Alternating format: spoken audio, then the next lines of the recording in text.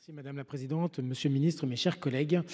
Alors que le Président de la République prononçait ce 25 avril son discours sur l'Europe, 7 ans après son premier discours de la Sorbonne de septembre 2017, et alors que l'échéance des élections européennes approche, il nous est proposé par le groupe socialiste, écologiste et républicain, que je remercie pour cette initiative, l'exercice de dresser le bilan de l'action française au niveau européen. Je ne pourrais être exhaustif en 2 minutes au regard de la multiplicité des thématiques. Aussi ai-je fait le choix de me concentrer sur le sujet de la politique étrangère. Notre pays est de longue date réputé pour l'excellence de sa diplomatie, qui est sans conteste l'une de nos forces, car nous avons su reconnaître l'importance d'une présence active sur les différents théâtres de la planète pour l'atteinte de nos objectifs. Logiquement, conscient de cet enjeu, la France s'est donc positionnée en faveur d'une cohérence diplomatique au niveau européen. Bien évidemment, les politiques internationales des États membres leur sont propres et sont indépendantes. Mais en unissant nos forces et nos voix, nous pouvons démultiplier les effets de nos politiques étrangères, ce qui apparaît crucial face à la force de frappe de certains pays. Or, et je l'ai déjà dit par le passé, il me semble que cette ambition ne s'est pas encore suffisamment concrétisée et que l'Union européenne reste encore trop peu audible sur la scène internationale. Laissons alors justement de la place à des États pouvant être mal intentionnés. La France doit donc continuer à pousser à Bruxelles en faveur de la construction de véritables partenariats à 27 avec des pays tiers qui ne se reposent pas uniquement sur des politiques commerciales, mais sur une véritable stratégie d'influence sur l'ensemble des continents, et ce de manière indépendante des États-Unis. La France peut et doit être un moteur à ce sujet à l'Union européenne.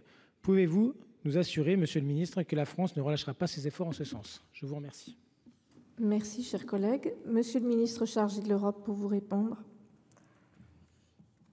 Merci Madame la Présidente, Monsieur le Sénateur, merci de permettre d'évoquer les pistes de réflexion qui sont celles du gouvernement français pour renforcer la capacité et la portée diplomatique de l'Union européenne. Parmi ces pistes, même si elles supposent encore beaucoup de travail, je dirais qu'il y a d'une part la mise en cohérence des outils de la politique extérieure de l'Union européenne, puisqu'aujourd'hui, celui qui porte la politique étrangère, le haut représentant, n'est pas celui qui porte les instruments, par exemple, d'aide au développement, ni la politique commerciale. Donc vous avez, vis-à-vis de l'extérieur de l'Union européenne, que l'on parle des autres régions du monde ou même du voisinage, un éclatement des responsabilités au sein de la Commission européenne, alors même que l'Union européenne dispose d'outils puissants.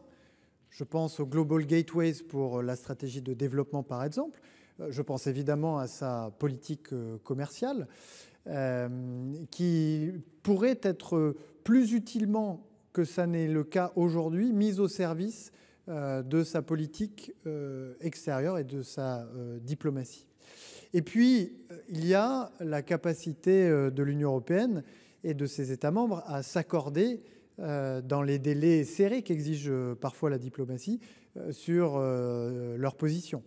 Et c'est pourquoi le président de la République, dans son discours de la Sorbonne, a rappelé qu'il était ouvert à ce que